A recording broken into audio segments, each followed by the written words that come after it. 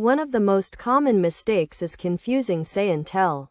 Wrong. I told that I was tired. Correct. I said that I was tired. Or, I told him I was tired.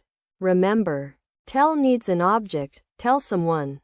Say does not need an object. Another classic error. Wrong. I have lived here since 3 years. Correct. I have lived here for 3 years. Use for with a period of time. For 3 years. For a week. Use since with a point in time. Since 2020. Since Monday. Make or do. Wrong. I did a mistake. Correct. I made a mistake. The rule. Make is for creating or producing things.